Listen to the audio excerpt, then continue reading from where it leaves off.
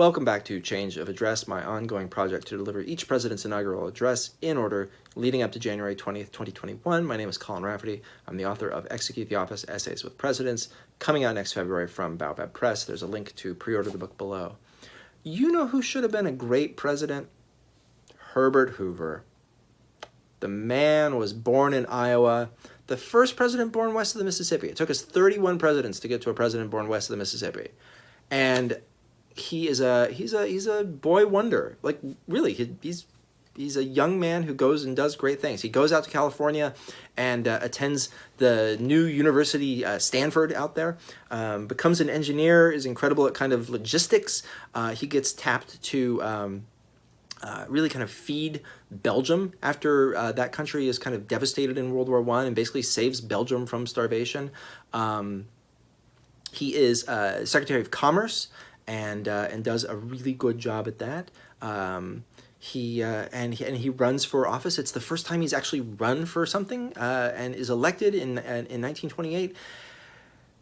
And then the Great Depression happens, and he really is kind of a guy without an answer at that point. And so what you're going to hear in this this inaugural address, which is really it's the longest one of the remaining, is a guy who has some plans and has some ideas. In fact, he's so organized that he has section titles for his inaugural speech. It's the first time I've seen that in any of these addresses. So sit back, relax.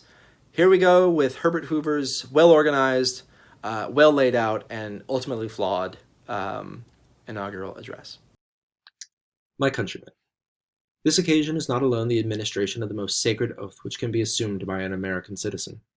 It is a dedication and consecration under God to the highest office and service of our people. I assume this trust in the humility of knowledge that only through the guidance of Almighty Providence can I hope to discharge its ever-increasing burdens. It is in keeping with tradition throughout our history that I should express simply and directly the opinions which I hold concerning some of the matters of present importance. Our progress. If we survey the situation of our nation both at home and abroad, we find many satisfactions. We find some causes for concern. We have emerged from the losses of the Great War and the reconstruction following it with increased virility and strength. From this strength we have contributed to the recovery and progress of the world. What America has done has given renewed hope and courage to all who have faith in government by the people. In the large view, we have reached a higher degree of comfort and security than ever existed before in the history of the world. Through liberation from widespread poverty, we have reached a higher degree of individual freedom than ever before. The devotion to and concern for our institutions are deep and sincere. We are steadily building a new race, a new civilization great in its own attainments. The influence and high purposes of our nation are respected among the peoples of the world. We aspire to distinction in the world, but to a distinction based upon confidence in our sense of justice, as well as our accomplishments within our own borders and in our own lives. For wise guidance in this great period of recovery, the nation is deeply indebted to Calvin Coolidge. But all this majestic advance should not obscure the constant dangers from which self-government must be safeguarded. The strong man must at all times be alert to the attack of insidious disease. The failure of our system of criminal justice. The most malign of all these dangers today is disregard and disobedience of law. Crime is increasing. Confidence in rigid and speedy justice is decreasing. I am not prepared to believe that this indicates any decay in the moral fiber of the American people. I am not prepared to believe that it indicates an impotence of the federal government to enforce its laws. It is only in part due to the additional burdens imposed upon our judicial system by the 18th Amendment. The problem is much wider than that. Many influences had increasingly complicated and weakened our law enforcement organization long before the adoption of the 18th Amendment. To reestablish the vigor and effectiveness of law enforcement, we must critically consider the entire federal machinery of justice, the redistribution of its functions, the simplification of its procedure, the provision of additional special tribunals, the better selection of juries, and the more effective organization of our agencies and of investigation and prosecution, that justice may be sure and that it may be swift. While the authority of the federal government extends to but part of our vast system of national, state, and local justice, yet the standards which the federal government establishes have the most profound influence upon the whole structure.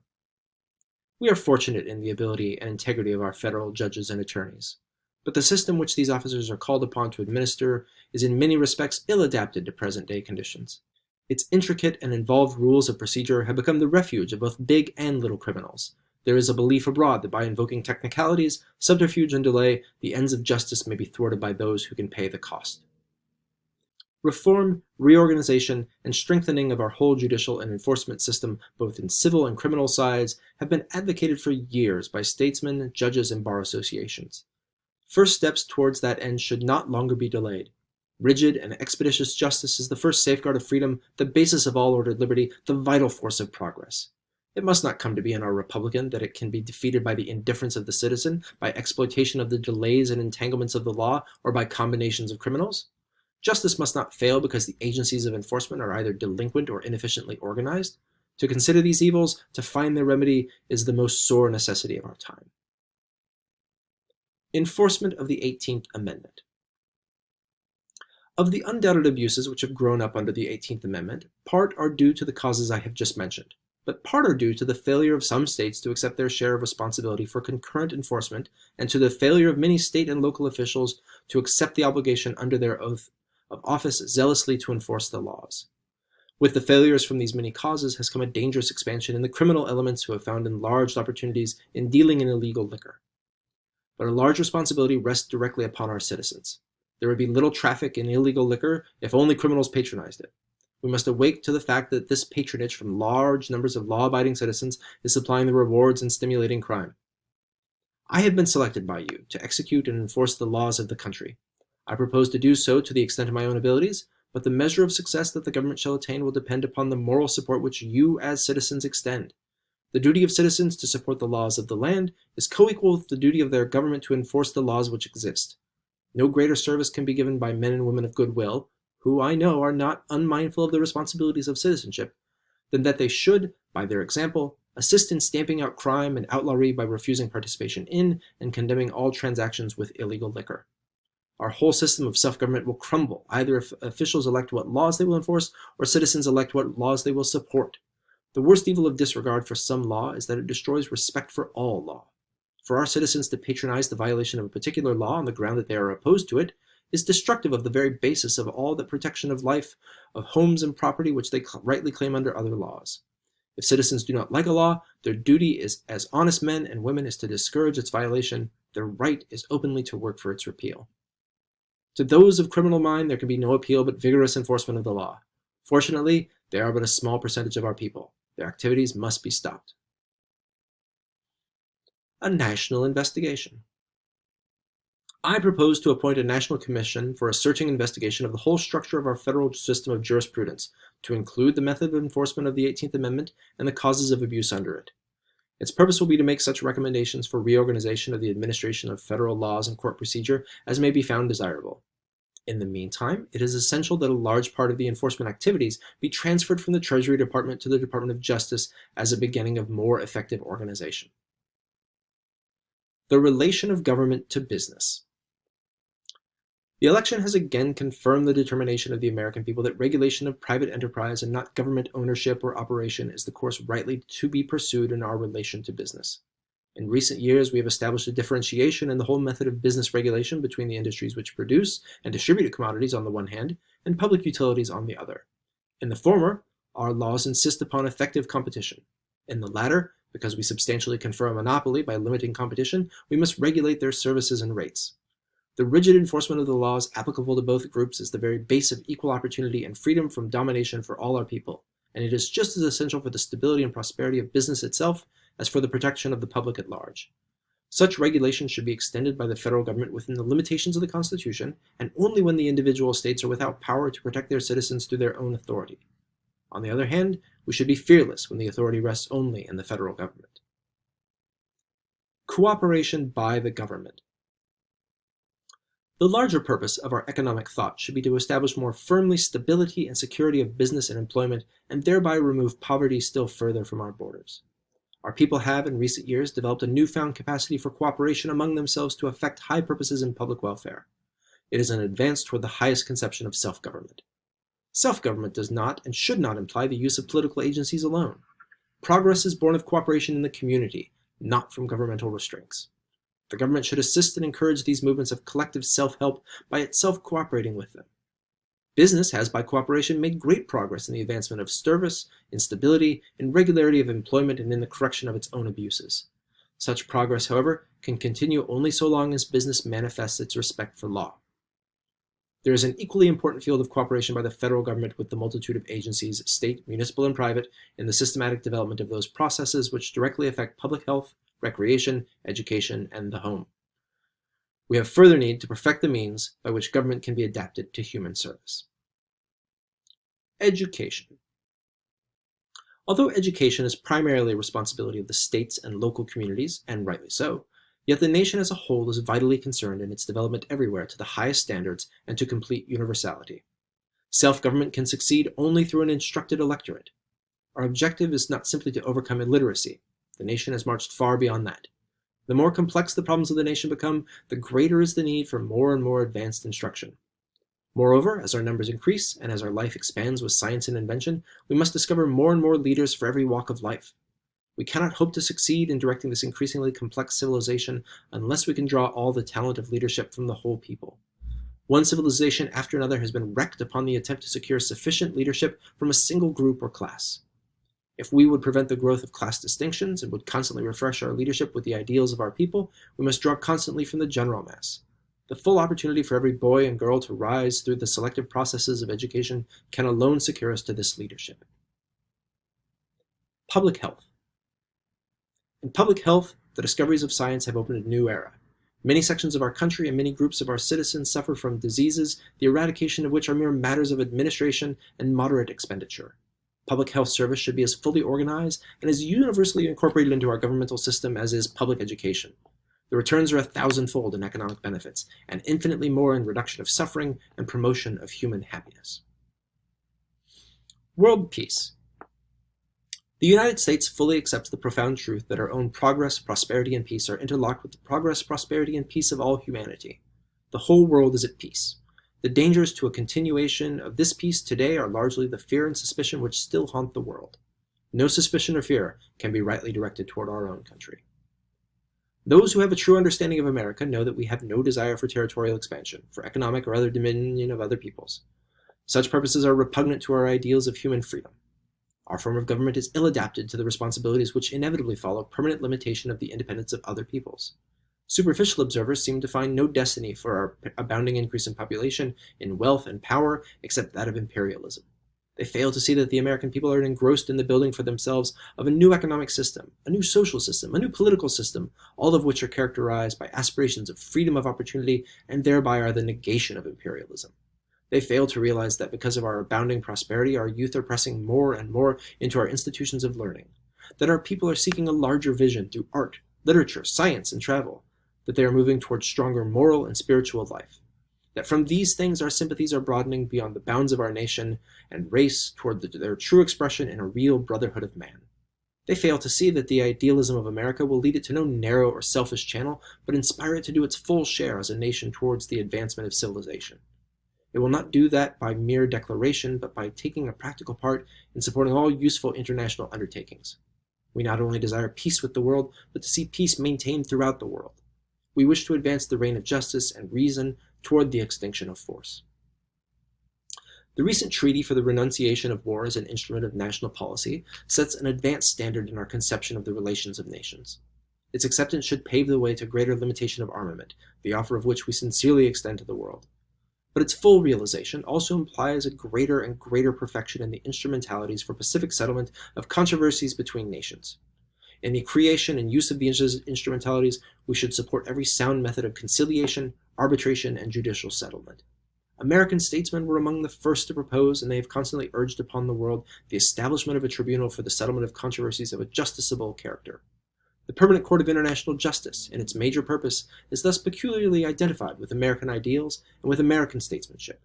No more potent instrumentality for this purpose has ever been conceived, and no other is practicable of establishment. The reservations placed upon our adherents should not be misinterpreted.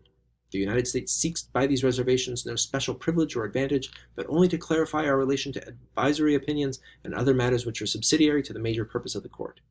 The way should, and I believe will, be found by which we may take our proper place in a movement so fundamental to the progress of peace. Our people have determined that we should make no political engagement, such as membership in the League of Nations, which may commit us in advance as a nation to become involved in the settlements of controversies between other countries. They adhere to the belief that the independence of America from such obligations increases its ability and availability for service in all fields of human progress. I have lately returned from a journey among our sister republics of the Western Hemisphere. I have received unbounded hospitality and courtesy as their expression of friendliness to our country. We are held by particular bonds of sympathy and common interest with them. They are each of them building a racial character and a culture which is an impressive contribution to human progress. We wish only for the maintenance of their independence, the growth of their stability, and their prosperity. While we have had wars in the Western Hemisphere, yet on the whole the record is in encouraging contrast with that of other parts of the world. Fortunately, the New World is largely free from the inheritances of fear and distrust which have so troubled the Old World. We should keep it so.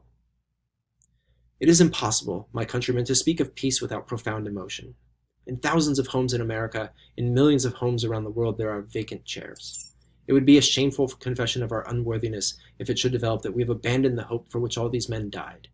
Surely civilization is old enough, surely mankind is mature enough so that we ought in our own lifetime to find a way to permanent peace. Abroad, to west and east, are nations whose sons mingled their blood with the blood of our sons on the battlefields.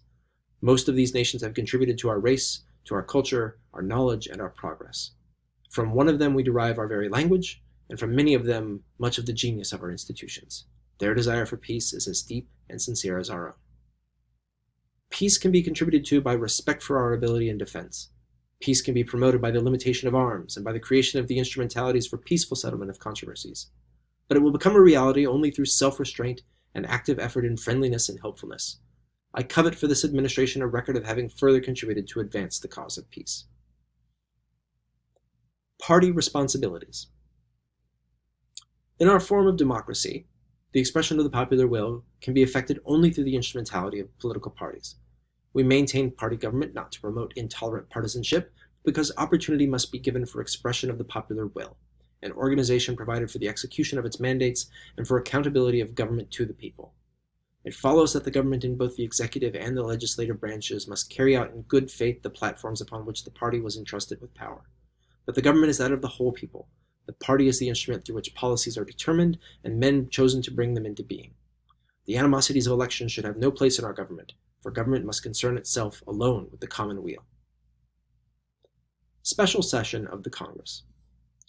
Action upon some of the proposals upon which the Republican Party was returned to power, particularly further agricultural relief and limited changes in the tariff, cannot in justice to our farmers, our labor, and our manufacturers be postponed.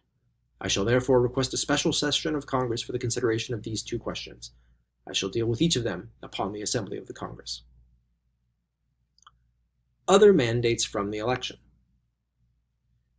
It appears to me that the more important further mandates from the recent election were the maintenance of the integrity of the Constitution, the vigorous enforcement of the laws, the continuance of economy and public expenditure, the continued regulation of business to prevent domination in the community, the denial of ownership or operation of business by the government in competition with its citizens, the avoidance of policies which would involve us in the controversies of foreign nations, the more effective reorganization of the departments of the federal government, the expansion of public works, and the promotion of welfare activities affecting education and the home. These were the more tangible determinations of the election, but beyond them was the confidence and belief of the people that we would not neglect the support of the embedded ideals and aspirations of America.